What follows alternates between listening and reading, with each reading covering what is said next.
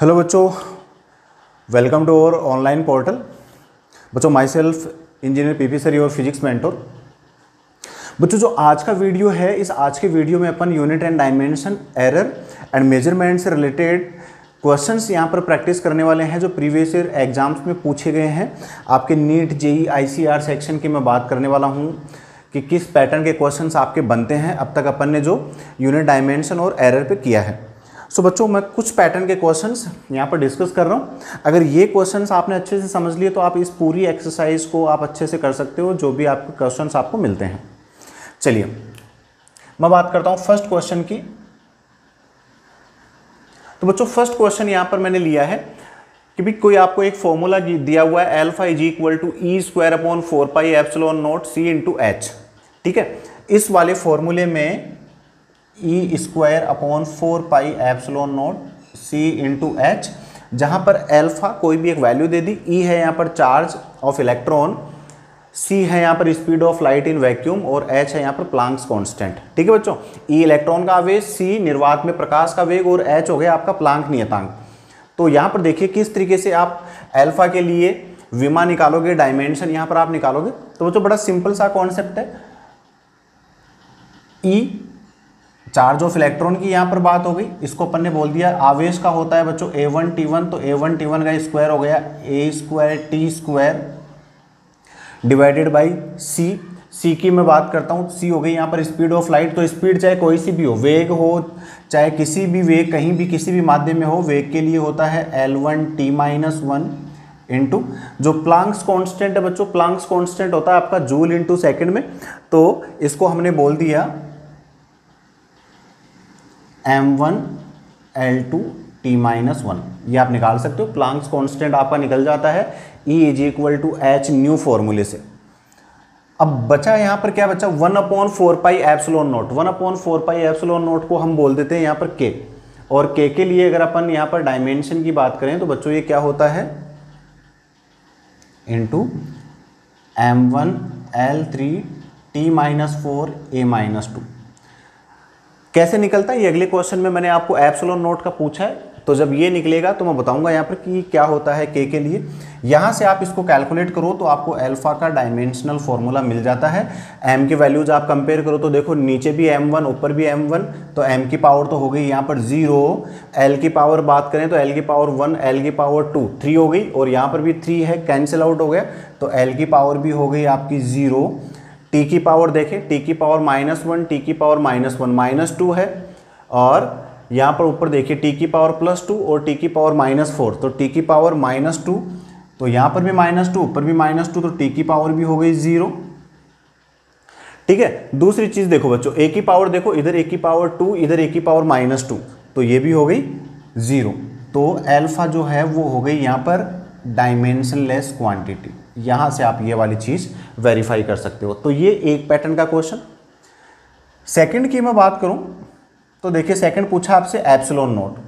तो epsilon naught के लिए आप सिंपली फॉर्मूला पिक कर लो, F is equal to 1/4 pi epsilon naught Q square upon R square. मैंने ये सिंपल फॉर्मूला ले लिया। एप्सिलॉन नोट को मेरे को निकालना है, तो एप्सिलॉन नोट मैंने एक तरफ ले लिया, तो ये हो गया Q स्क्वायर अपॉन 4 पाई F R स्क्वायर। अब हो गया आपका काम इजी। चार्ज की भी मैंने बात करी, ये हो गया A2 T2 डिवाइडेड बाई 4 पाई होता है कांस्टेंट, फोर्स का लिख दो यहाँ पर, बल का होता है M1 L1 T-2, और ये हो गया इसका L2।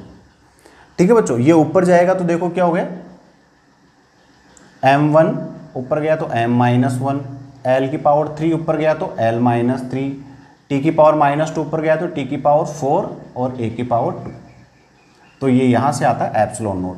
दूसरा फॉर्मेट, एक और नया क्वेश्चन यहाँ पर मैं बना देता हूँ। एप्सिलॉन नोट अगर ये है तो K और एप्सिलॉन नोट, K क्या होता है यहाँ पर आपका, K इज इक्वल टू होता है 1/4 पाई एप्सिलॉन नोट। तो अगर एप्सिलॉन नोट का आपको पता है कि भाई डायमेंशन ये होता है, तो आप K का निकाल सकते हो। इसका उल्टा हो जाएगा, तो देखो मैंने यही लिखा है यहाँ पर M1 L3 T-4 A-2। ठीक है, इसका बिल्कुल रेसिप्रोकल हो जाएंगी यहाँ पर पावर्स। चलिए, मैं थर्ड क्वेश्चन की यहाँ पर बात करता हूँ। तो बच्चों, जो थर्ड क्वेश्चन है वो देखिए क्या है, the edge of a cube. आपको दिया हुआ है और आपको वॉल्यूम पूछ लिया। तो बच्चों यहाँ पर देखिए, अगर आप कैलकुलेशन से निकालोगे तो आपका आंसर गलत आने वाला है। ये क्वेश्चन आपका जेई में पूछा हुआ है, तो आपको यहाँ पर ध्यान देना है, सिग्निफिकेंट फिगर्स देखने हैं। यहाँ पर ए आपको दे दिया 1.2 इंटू 10⁻⁻² मीटर। वॉल्यूम क्या होता है आपका, V is equal to 4/3 pi a cube. Sorry, cube की बात हो रही है, तो क्यूब के लिए वॉल्यूम क्या हो गया, V is equal to a cube. बच्चों घन का आयतन क्या होता है, भुजा क्यूब। तो ये हमने ले लिया ए क्यूब। अब देखिए यहाँ पर a इंटू ए, मतलब जो इसका वॉल्यूम है वो डिपेंड कर रहा है यहाँ पर मल्टीप्लीकेशन पे। और अभी पीछे मैंने आपको बताया था कि साहब जब भी कोई क्वांटिटी मल्टीप्लीकेशन पे डिपेंड करती है तो वहाँ पर जो सिग्निफिकेंट फिगर्स है वो अपन लेते हैं जितने मिनिमम होते हैं। तो 1.2 में मिनिमम कितने हैं, 2। यहाँ पर सार्थक अंक कितने बच्चों, 2 हैं यहाँ पर। तो जो परिणामी होगा उसमें भी सार्थक अंक होंगे 2। तो या तो आप सीधे यहाँ पर देख सकते हो कि ऐसा कोई ऑप्शन देख लो जिसमें सार्थक अंक आपके 2 हो, वही करेक्ट ऑप्शन हो जाएगा। या आप यहाँ से कैलकुलेट करके देख सकते हो। तो यहाँ पर क्या चीज़ ध्यान रखनी है कि साहब जो रिजल्टेंट है उसमें सिग्निफिकेंट फिगर सार्थक अंक कितने होने चाहिए, 2। तो सीधा आपने बोल दिया कि सर इसका आंसर हो जाएगा 1.7 इंटू 10⁻⁻6 मीटर क्यूब। तो एक पैटर्न ये हो गया। अगला क्वेश्चन देखिए बच्चों, ये वर्नियर कैलिपर से रिलेटेड क्वेश्चन पूछ लिया। ये भी आपकी जेई 2010 में पूछा हुआ क्वेश्चन है बच्चों। बोल दिया आपको कि वर्नियर कैलिपर है जिसके मेन स्केल पे 1 mm का मार्क है, मतलब 1 MSD जो है, 1 मेन स्केल जो डिवीजन है वो आपको दिया हुआ है 1 mm। क्वेश्चन पूरा इसने बिखेर दिया, यहाँ पर आपको इसको रीअरेंज करना है। सो 1 mm हो गया इक्वल टू 1 MSD। अब देखिए क्वेश्चन में इसने वैल्यू चेंज कर दी, 20 VSD मैच विथ 16 MSD। ये कह रहा है कि मुख्य पैमाने के 16 विभाग हैं, वो वर्नियर पैमाने के 20 विभागों के साथ में कोइंसाइड हो रहे हैं, वहाँ पर मैच कर रहे हैं। तो अब बता दो उसका लिस्ट काउंट। तो लिस्ट काउंट के लिए मैंने फॉर्मूला बताया था आपको, least count is equal to, अगर आपको याद हो तो मैंने बताया था n minus M upon N into MSD, जहाँ पर मेन स्केल के डिविजन्स तो थे m और वर्नियर स्केल के डिविजन्स थे n। तो यहाँ पर आपको क्वेश्चन में दिया हुआ है m इज इक्वल टू 16 और n इज इक्वल टू 20। तो सीधा आप यहाँ से बात कर सकते हो। मैंने पहले भी बताया था कि सामान्यतया हम लेते हैं मुख्य पैमाने पे 10 और मुख्य पैमाने पे 9 और वर्नियर पैमाने पे 10, लेकिन कुछ भी दिया जा सकता है आपको, इसलिए मैंने आपको m और n के रेस्पेक्ट में बच्चों एक्सप्लेन किया था ये। तो देखो यहाँ पर लिस्ट काउंट कितना आ गया, 20 minus 16 divided by 20 into 1 MSD। 1 MSD हो गया इक्वल टू 1 mm। ये हो गया 4/20, 4/20 मीन्स 1/5, तो 1 mm अपॉन 5, तो ये आ गया बच्चों 0.2 mm। लिस्ट काउंट कितना आ गया इस वर्नियर कैलिपर का, 0.2 mm। तो हमारा ऑप्शन करेक्ट हो जाएगा यहाँ पर 4th वाला। तो ये इस पैटर्न का एक क्वेश्चन आपका बनता है यहाँ पर कॉम्पिटिटिव सेक्शन में। फिर देखिए एक क्वेश्चन पूछा है, सिग्निफिकेंट फिगर्स आपको 3 डिजिट दे दिए, 25.023, 0.0003 और 3.1 इंटू 10⁻³ और इनमें पूछ लिया कि बता दो भाई सिग्निफिकेंट फिगर्स कितने हैं। मतलब तीनों अंकों में आपको सार्थक अंक बताने, 4 ऑप्शन दिए हुए थे। तो देखो पहले में कितने हो गए, ये 0 बीच में आ रहा है, तो मैंने बताया था कि भाई ये 0 कब कंसिडर नहीं करते, जब आपकी डेसिमल डिजिट हो 1 से छोटी, लेकिन ये तो 1 से बड़ी है, तो इसमें सिग्निफिकेंट फिगर्स हो गए 5।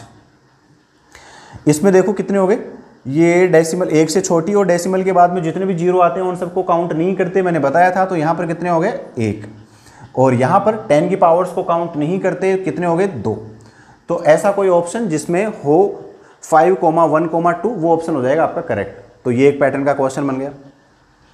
अगला आपसे पूछ लिया dimension of mu naught epsilon note की पावर -1/2। तो देखो बच्चों इसका रिलेशन मैं सीधा आपको बताता हूँ क्या होता है। क्वेश्चन आंसर नंबर 6 की मैं बात करता हूँ। आपको दे दिया म्यू नोट एप्सिलॉन नोट की पावर -1/2। इसको मैं क्या कह सकता हूँ, इसको मैंने कह दिया 1/रूट म्यू नोट एप्सिलॉन नोट। और अगर आपको याद हो तो बच्चों ये सीधा होता है speed of light in vacuum.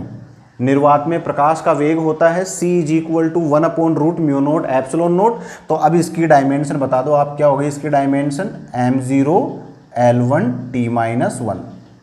तो जो स्पीड या वेलोसिटी की है वही डायमेंशन हो जाएगी यहाँ पर 1/√μ0 फॉर्म में पूछ सकता है, या μ0 की पावर 1/-1/2। तो ये कैसे भी कंफ्यूज करने के लिए घुमा के आपको पूछ लेगा। ऐसे ही अगला क्वेश्चन देखो, परसेंटेज एरर इन ABCD में आपको परसेंटेज एरर बोल दिया 1%, 2%, 3%, 4%, इस तरीके से आपको क्वेश्चन दे दिया। और ये कोई एक रिलेशन दिया हुआ था P = A3/B3/CD। तो बच्चों इसमें आपसे परसेंटेज एरर पूछ लिया। बच्चों इस पैटर्न का क्वेश्चन काफ़ी ज़्यादा पूछा जाता है, तो आपको सिर्फ ध्यान क्या रखना है, यहाँ पर आंसर नंबर 7 की मैं बात करूँ, P = आपको रिलेशन दे दिया A3/B3/CD।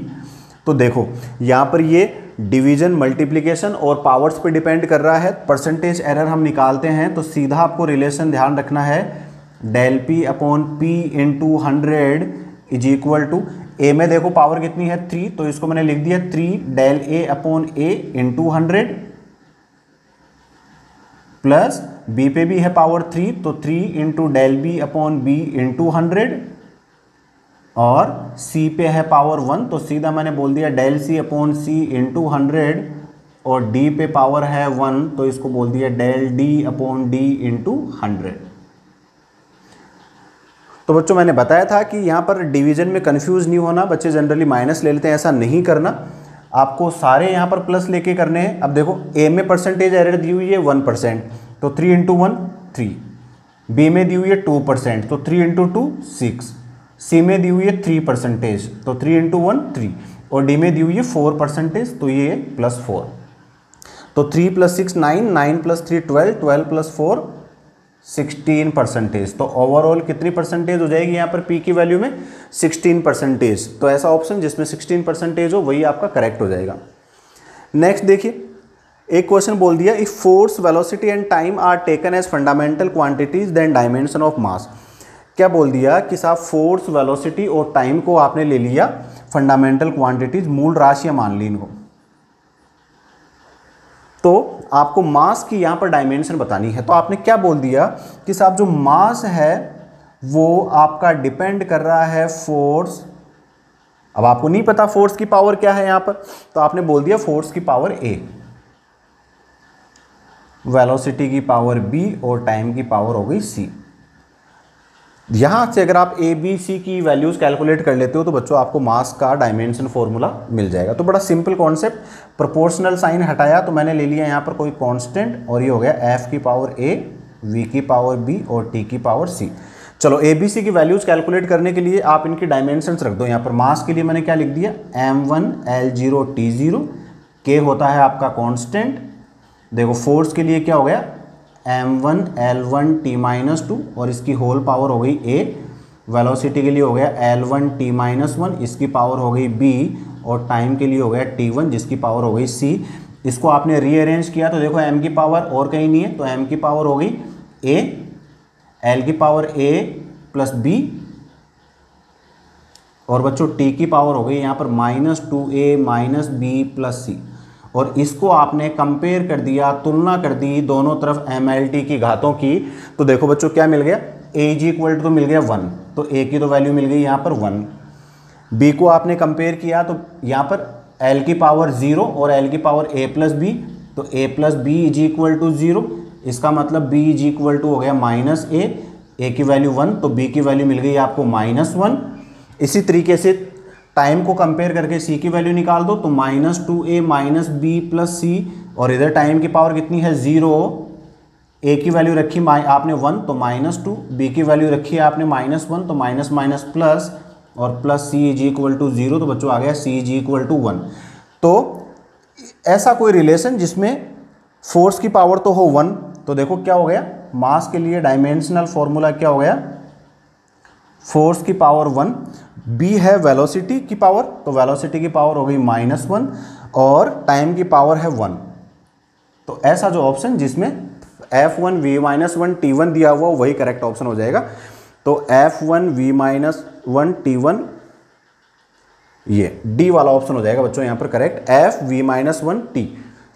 तो ये एक पैटर्न का क्वेश्चन पूछा हुआ है। ऐसे देखिए 9th क्वेश्चन की बात करते हैं, V = 80।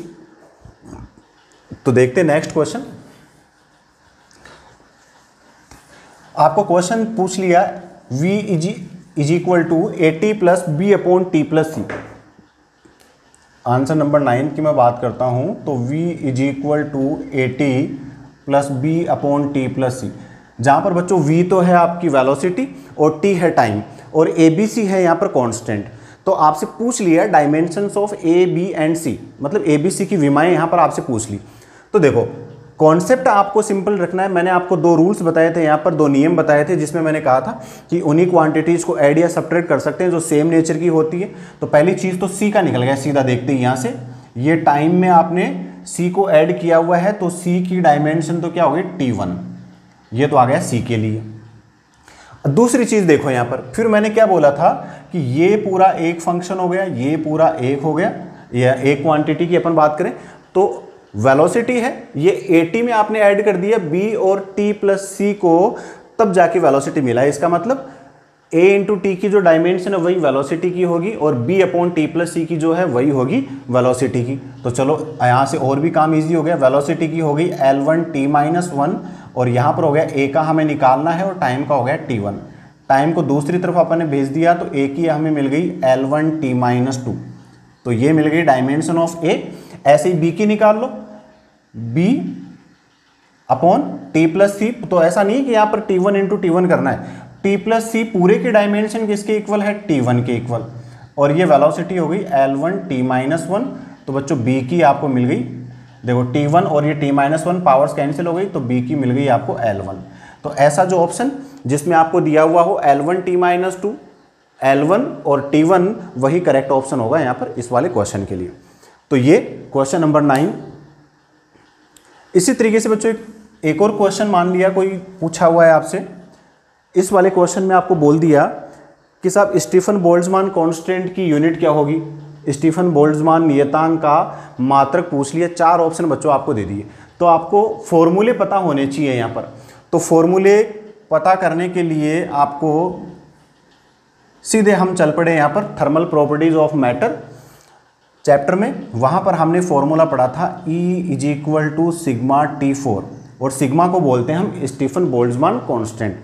तो बच्चों यहाँ पर जो E है, इस E को हम बोलते हैं energy radiated in unit area, energy radiated in unit area in unit time. ठीक है, तो देखो इसको energy radiated in unit area, E से कंफ्यूज नहीं होना। कई बच्चे क्या करते हैं यहाँ पर ई को एनर्जी कंसिडर कर लेते हैं। तो energy radiated in unit area in unit time, इकाई क्षेत्रफल से इकाई समय में उत्सर्जित ऊर्जा। तो ऊर्जा के लिए मैंने बोल दिया इसको जूल, और ये हो गया A into T is equal to sigma into temperature का हो गया केल्विन की पावर 4। टेम्परेचर को किस में मेजर करते हैं, केल्विन में। तो देखो सिग्मा इज इक्वल टू क्या हो गया, joule upon A into T kelvin की पावर 4, ये एरिया हो गया। अब जूल पर सेकंड को हमने बोल दिया, जूल पर सेकंड क्या होता है बच्चों यहाँ पर, वॉट, जूल पर सेकंड वॉट बोल दिया इसको हमने। तो ये हो गया वॉट, एरिया हो गया मीटर स्क्वायर, और ये हो गया केल्विन की पावर 4। तो सिग्मा के लिए क्या यूनिट हो गई यहाँ पर आपकी, वॉट पर मीटर स्क्वायर इंटू केल्विन की पावर 4। तो ऐसा कोई ऑप्शन, पहला ही ऑप्शन हो जाएगा बच्चों, वॉट पर मीटर स्क्वायर इंटू केल्विन की पावर 4। तो ये कुछ पैटर्न ऑफ क्वेश्चंस थे जो अपन ने डिस्कस किए यहाँ पर आपके यूनिट डायमेंशन एंड एरर वाले टॉपिक से। तो बच्चों इसी पैटर्न पे जितने भी क्वेश्चंस आपको मिलते हैं, आप सेम ही पैटर्न के, मैंने हर एक पैटर्न की कोशिश करी है अलग अलग क्वेश्चंस यहाँ पर पिक करने की। तो इसी तरीके से आप डिफरेंट पैटर्न के क्वेश्चंस अटेम्प्ट कीजिए। कोई क्वेश्चन नहीं आता तो हमें पूछिए, डेफिनेटली आपके क्वेश्चन को सोल्व करने की कोशिश की जाएगी। So thank you for watching this video.